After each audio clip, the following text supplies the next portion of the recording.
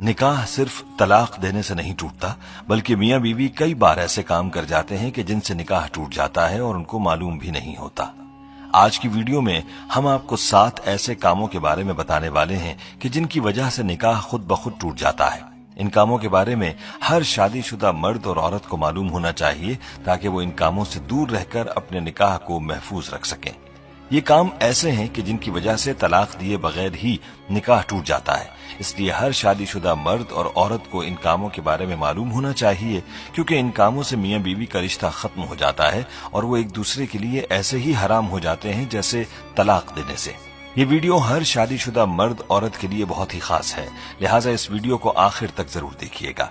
Video में आगे बढ़ने से पहले आपसे गुजारिश है कि अगर आपने हमारा चैनल सब्सक्राइब नहीं किया हुआ तो अभी हमारे चैनल को सब्सक्राइब करें और साथ मौजूद बेल आइकन को भी क्लिक करें ताकि हमारी आइंदा वीडियोस का नोटिफिकेशन आपको मिलता रहे। वीडियो को लाइक और शेयर करें और हमारी तमाम बहनों और भाइयों से गुजारिश है कि दुरूद पाक की बरकत से होने वाली दुआ में शामिल होने के लिए अपना नाम कमेंट सेक्शन में जरूर लिखें और हमारी दुरूद पाक की महफिल का हिस्सा बने।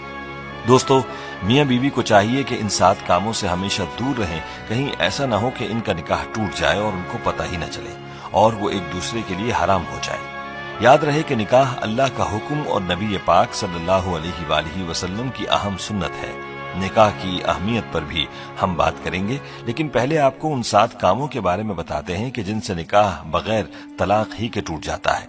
मतलब ये कि मियां बीवी का रिश्ता अपने आप ही खत्म हो जाता है। नंबर 1, खुला लेने पर।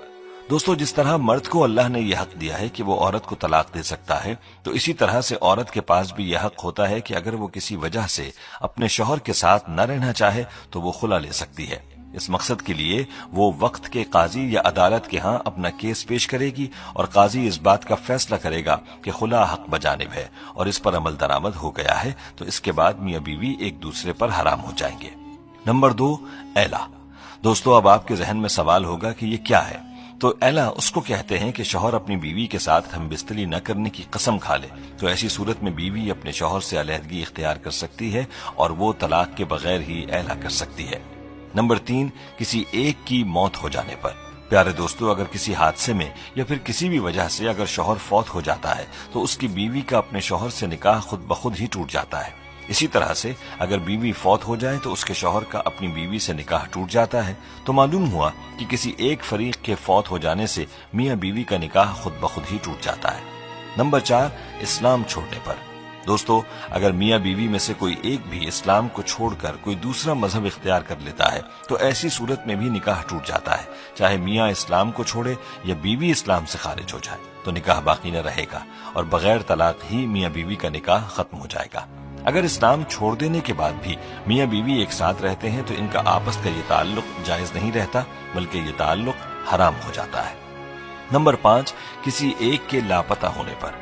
दोस्तों, अगर मियां या बीवी में से कोई एक लापता हो जाता है या घर छोड़ चला जाता है और उसकी कोई खबर नहीं, तलाश करने के बाद भी उसका पता नहीं चलता और काफी अरसा गुजर जाता है, तो ऐसी सूरत में भी निकाह टूट जाता है।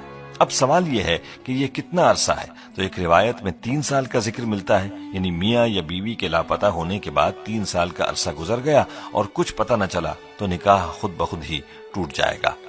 ऐसी सूरत में मियां बीवी चाहें तो किसी दूसरे के साथ निकाह कर सकते हैं। दोस्तों, नंबर 6, रिश्तों के हवाले से है। यानी अगर किसी मर्द का अपनी रजाई बहन से अनजाने में निकाह हो चुका था, यानी उनको मालूम न था कि वो रजाई बहन भाई हैं और निकाह हो गया, तो इस रिश्ते के मालूम हो जाने पर यह निकाह खत्म हो जाएगा।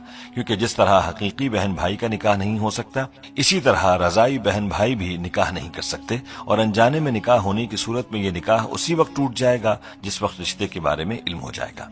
दोस्तों, नंबर 7 भी रिश्तों के हवाले से है। ये बात इंतहाई गौर तलब है जो वालिदैन और औलाद के रिश्तों के हवाले से है। दोस्तों, अगर बेटा या बेटी 9 साल की उम्र को पहुंच जाएं तो माँ बाप को चाहिए कि वो इनको अपने पास न सुलाएं, यानी बाप बेटी को अपने पास न सुलाए जब वो 9 साल की हो जाए और माँ अपने बेटे को अपने पास न सुलाए जब वो 9 साल का हो जाए, बल्कि उनके साथ प्यार करने में भी एहतियात करें और उनके जिस्म को अपने जिस्म से दूर रखें। क्योंकि अगर बाप और बेटी के करीब होने से बाप की शहवत या बेटी की शहवत जाग गई तो मियां बीवी का रिश्ता टूट जाएगा। और यही सूरत माँ और बेटे की है कि अगर माँ और बेटा एक दूसरे के करीब हुए और उनकी शहवत जाग गई तो भी निकाह टूट जाएगा। اس لیے چاہیے کہ اس حوالے سے بہت احتیاط کی جائے۔ باپ کو چاہیے کہ وہ بیٹی کو پیار کرنا چاہے تو اس کے سر پر ہاتھ پھیرے اور بوسہ بھی سر پر دے، جسم کو دور رکھے، اور اسی طرح ماں بیٹے کو پیار کرتے وقت بھی احتیاط کرے، اپنے بدن کو دور رکھ کر بیٹے کو پیار کرے۔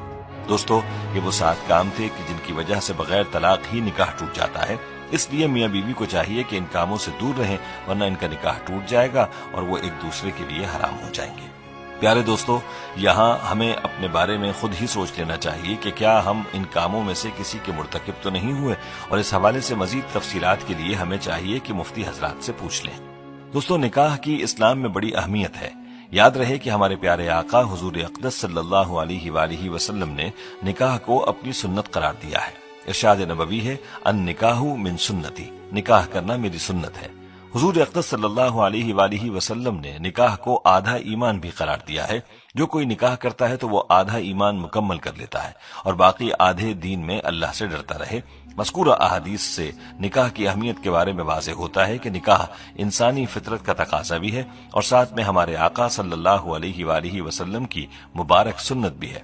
نکاح کے لیے 2 فریقین یعنی لڑکا اور لڑکی کا ہونا لازم ہے۔ پیارے دوستو، اسلام نے نکاح سے جو فکر اعتدال اور نظریہ توازن پیش کیا ہے وہ نہایت جامع اور بے نظیر ہے۔ اسلام کی نظر میں نکاح محض انسانی خواہشات کی تکمیل اور فطری جذبات کی تسکین کا نام نہیں ہے۔ انسان کی جس طرح بہت ساری فطری ضروریات ہیں، بس اسی طرح نکاح بھی انسان کی ایک اہم فطری ضرورت ہے۔ اس لیے اسلام میں